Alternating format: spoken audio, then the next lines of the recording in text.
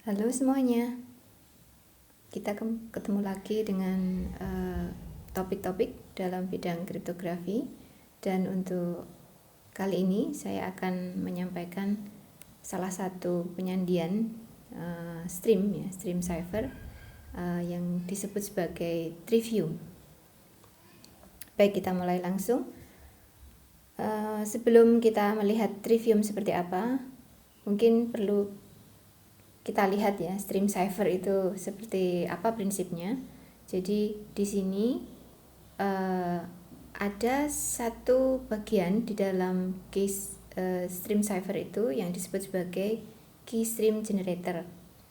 Jadi tugas dari bagian ini adalah membangkitkan key stream. Ya, key stream itu adalah sequence dari bit yang panjangnya sama dengan panjang dari plain text-nya. Jadi di sini sebagai input bisa hanya secret key saja atau bisa juga ditambah dengan initial vector ya, IV. Untuk trivium sendiri inputnya adalah secret key dan IV.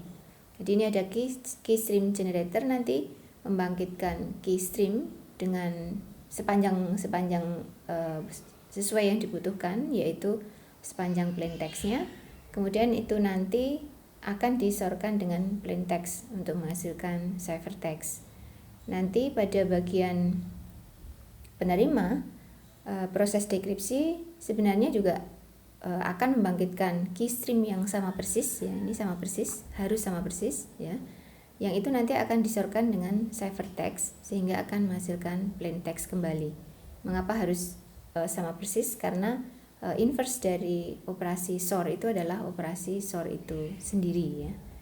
Kira-kira seperti itu. Jadi ini key stream generator baik di bagian pengirim maupun penerima harus mendapatkan input yang sama, secret key-nya sama, IV-nya juga sama, sehingga key stream yang dibangkitkan akan sama. Ya, itu adalah prinsip dari stream cipher. Nah, sekarang kita akan bicarakan mengenai trivium. Trivium sendiri itu merupakan stream cipher yang targetnya itu adalah untuk aplikasi sinkronus ya, sehingga harus cepat. Pembangkitan kuncinya harus cepat. Kemudian desainnya itu diorientasikan untuk implementasi pada hardware. Jadi efisien juga ya, jadi cepat dan efisien. Nah, stream cipher ini dipropose pada tahun 2005 oleh 2 orang kriptografer ya. Dan sebenarnya ini merupakan salah satu algoritma yang diikutsertakan pada European Project eStream ya. Jadi ini adalah project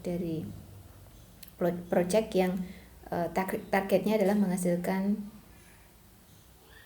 stream cipher ya yang standar, yang itu bisa digunakan untuk keperluan yang terkait dengan stream cipher gitu. Nah, pada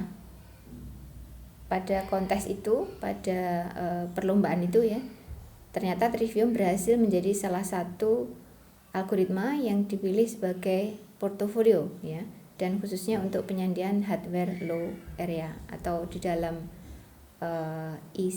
project eStream itu disebut sebagai profile 2 ya, jadi untuk hardware gitu, targetnya untuk hardware.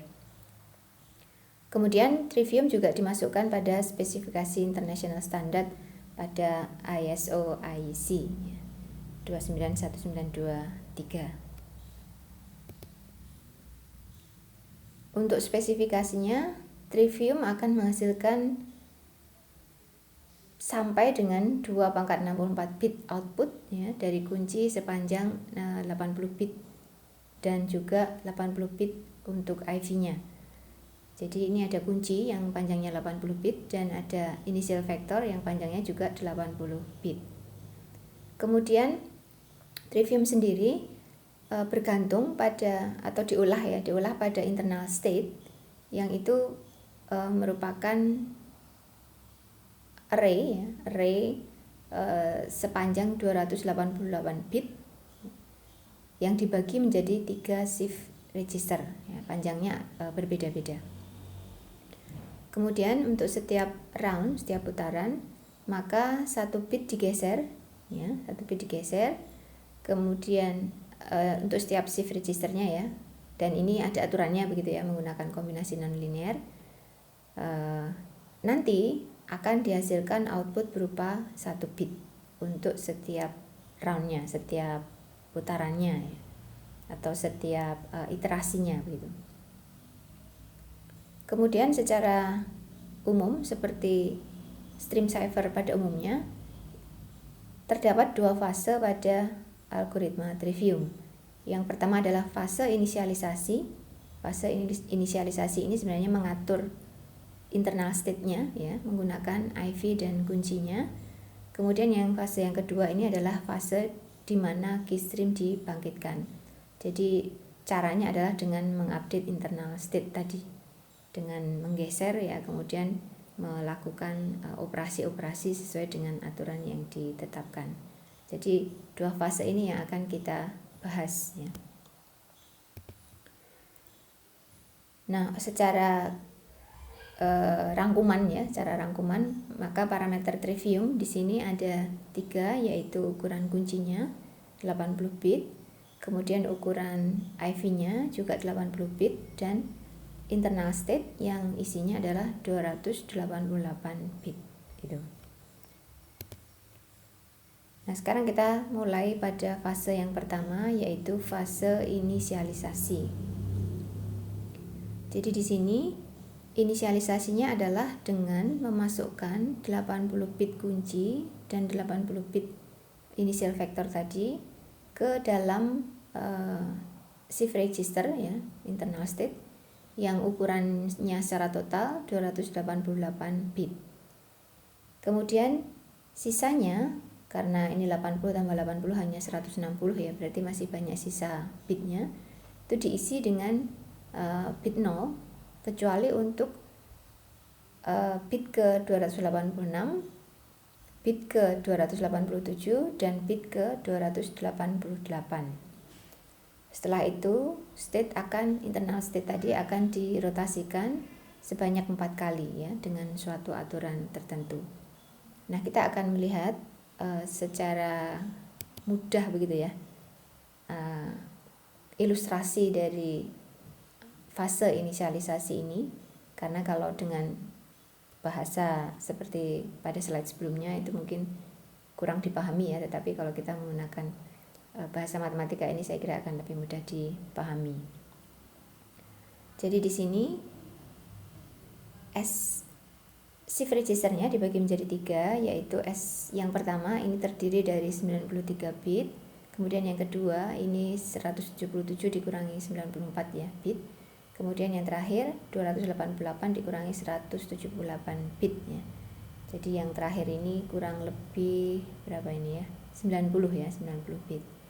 Nah, untuk register yang pertama, maka yang nomor 1 bit pertama sampai dengan 80 itu kita isi dengan kunci ya, bit-bit kunci ini 80 bit, jadi kunci semua.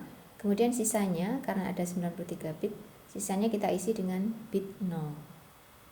Untuk shift register yang kedua, maka bit pertama sampai dengan 80 kita isi dengan IV-nya. Nah, sisanya diisi dengan 0 juga. Untuk shift register yang terakhir, di sini yang tidak 0 itu adalah 3 bit terakhir ya. Jadi 286, 287 dan 288. Ini semuanya yang lainnya harus 0. Yang lainnya harus 0, hanya 3 bit itu yang isinya 1. Nah, setelah ini kemudian dilakukan tadi 4 kali putaran ya, 4 kali putaran. Jadi bagaimana caranya? Di sini pertama kita akan ada tiga penanda ya, ini seringkali disebut sebagai type bit gitu ya, T1, T2 dan T3. Nah, bagaimana kita harus menghitung itu masing-masing ya, menggunakan 3 operasi ini ya, tiga operasi ya di sini ya, yang terdiri dari operasi N operasi exclusive OR ya, plus di sini adalah exclusive OR, kemudian titik atau dot di sini adalah operasi AND.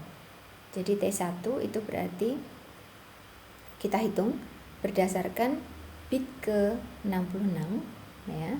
Kemudian disorkan dengan perkalian atau N antara bit ke 91 dan bit ke 92. Jadi ini di N-kan dulu baru kemudian disorkan.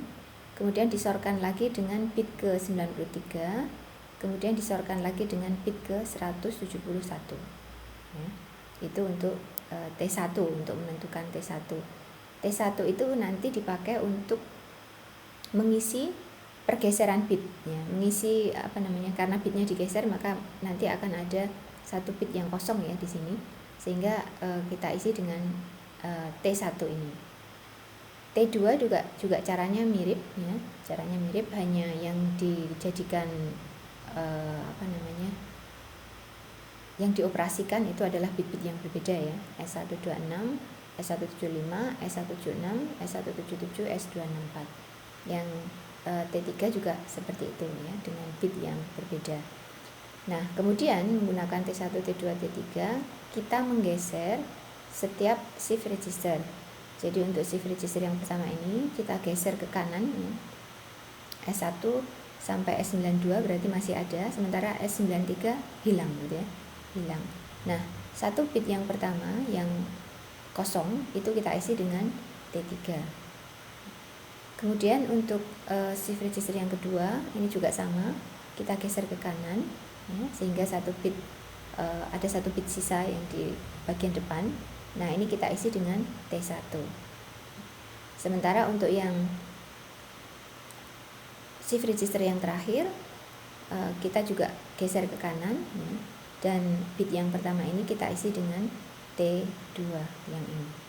T2 ini nanti satu bit nanti dimasukkan di sini gitu ya. Ya, itu adalah fase inisialisasi. Nah, ini dilakukan sebanyak 4 kali, jadi dilakukan pergeseran begitu sebanyak 4 kali 288 ya. Jadi nanti harapannya adalah pada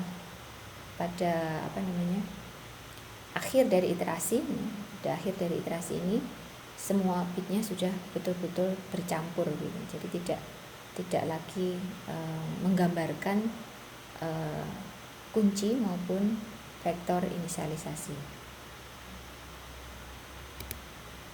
Nah ini adalah sebenarnya gambaran dari shift registernya ya, S1 sampai S66.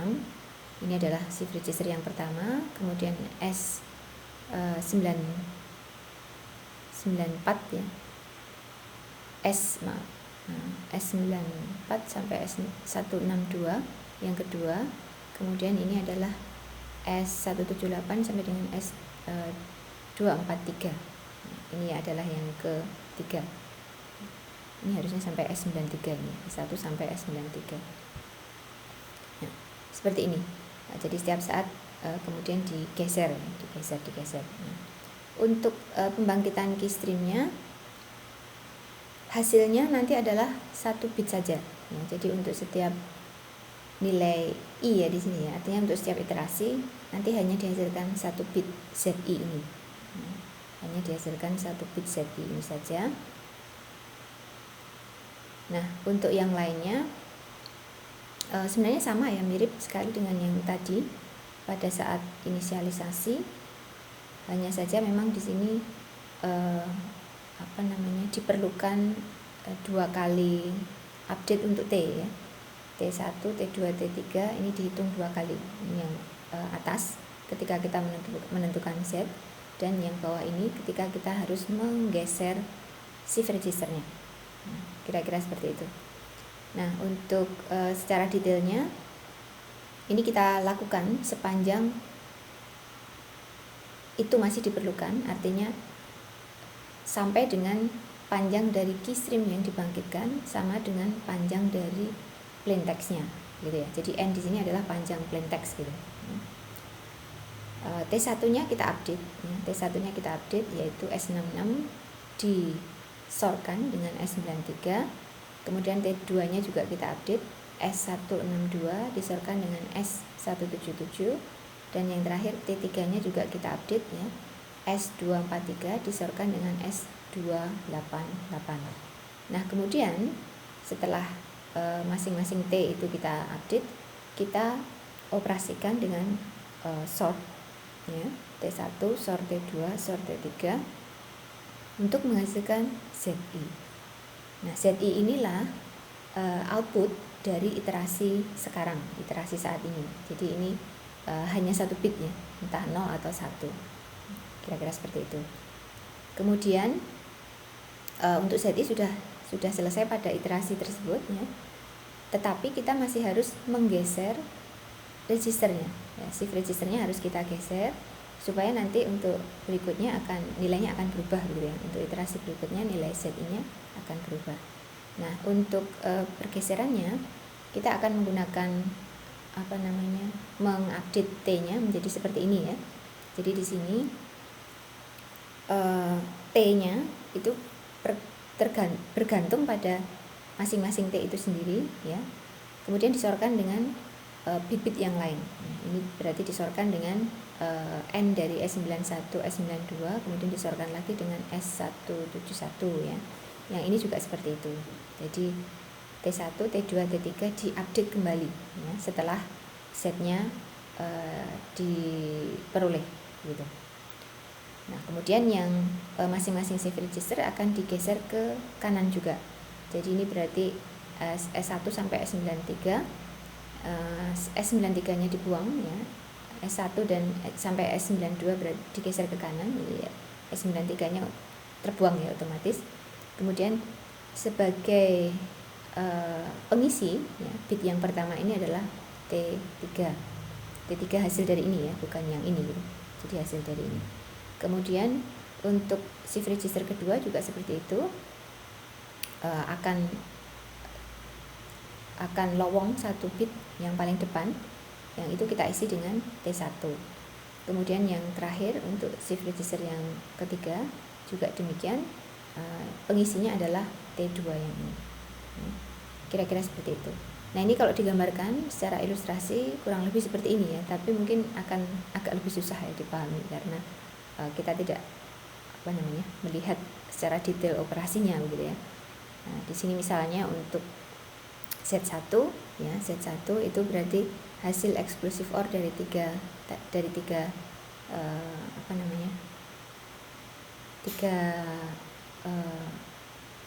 bit ya, yaitu T1, T2 dan T3.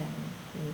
Jadi ini T1-nya ya, 66 dengan 93. Kemudian ini adalah T2-nya 162 dan 177. Kemudian ini adalah T3-nya yaitu 243 dan 288. Ini semuanya disorkan menghasilkan Z1 gitu. Kira-kira seperti itu.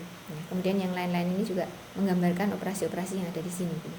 Tapi saya kira sedikit lebih susah ya melihat dari gambar ini. Ya ini untuk menunjukkan saja kurang lebih internal state-nya itu bisa digambarkan sebagai kayak lingkaran seperti ya, semacam lingkaran seperti ini ya. Shift register pertama, shift register kedua, dan shift register yang terakhir, sehingga menjadi trivium tadi ya. Oke. Nah, seperti yang saya sebutkan sebelumnya, jadi algoritma ini memang berorientasi pada hardware ya, dan fokusnya pada fleksibilitas. Jadi di sini jika diimplementasikan maka secara dari sisi energinya maka dia akan efisien gitu ya untuk platform ya, bahkan dengan power resource yang terbatas gitu. Jadi efisien bahkan untuk platform yang power resource-nya terbatas. Kemudian dia juga compact gitu ya, artinya mudah diimplementasikan di situ ya, untuk environment dengan restriksi pada gate count-nya. Nah, tidak terlalu banyak digunakan gate count-nya ya. Kemudian dia juga cepat untuk aplikasi yang memerlukan enkripsi dengan kecepatan tinggi. Jadi tadi hanya geser ya, kemudian operasi sort, operasi AND hanya beberapa bit gitu, sehingga memang sangat cepat. Meskipun kalau dilihat tadi satu iterasi itu kan panjang ya, panjang line-nya itu lumayan panjang, tetapi itu sangat cepat gitu karena hanya operasi AND, operasi exclusive OR, dan operasi shift gitu. Berikutnya Trivium itu juga bisa diimplementasikan dan bisa dikatakan efisien juga untuk aplikasi pada software ya, meskipun memang sebenarnya targetnya untuk hardware, tetapi kalau diimplementasikan dengan software maka masih terbilang efisien gitu, bisa dikatakan sebagai implementasinya efisien gitu ya. Jadi untuk hardware memang fokusnya di situ ya, tapi untuk software masih bisa kita terima juga gitu, karena cukup efisien juga. Untuk keamanannya yang paling memungkinkan memang brute force attack ya, brute force attack. Jadi ada beberapa macam attack di sini ya. Ada cube attack ya, yang diperlukan 2/68 step. Kemudian ada juga attack yang tujuannya adalah untuk mendapatkan internal state ya. Dan tentunya kalau sudah dapat internal state berarti dapat kuncinya gitu. Itu memerlukan 2/89,5 step. Kemudian yang lain time space trade off attack ya. Jadi ini dari 288 bit itu nanti maka akan diperlukan 2/144 step gitu. Jadi serangan-serangan yang kira-kira memungkinkan untuk Trivium ini adalah pada brute force attack. Ya, ini saya kira memang kalau untuk masa saat ini, masa yang akan datang ya, dengan adanya quantum computing misalnya, maka ini memang akan sangat rawan gitu ya. Tapi paling tidak kita sudah mempunyai gambaran ya, kira-kira salah satu algoritma yang memang didesain untuk stream cipher ya seperti apa gitu. Jadi biasanya memang yang diutamakan di sini atau yang dipakai di sini adalah register ya, itu kemudian dilakukan operasi left shift ya, kemudian operasi exclusive OR, operasi AND gitu. Jadi kurang lebih seperti itu. Yang lain-lain juga sedikit banyak mirip-mirip begitu ya, meskipun memang detail algoritmanya akan berbeda ya. Nah, sumber dari presentasi ini adalah paper asli ya dari Trivium yang ditulis oleh dua pengusulnya ya. Judul papernya adalah Trivium Specifications dan tersedia di websitenya project untuk eStream ya, yang sudah dilakukan ini sekitar 15 tahun yang lalu. Ya, baik, saya kira itu mengenai Trivium ya, sebagai salah satu contoh untuk stream cipher ya, mudah-mudahan memberikan gambaran seperti apa penyandian yang memang didesain untuk stream cipher.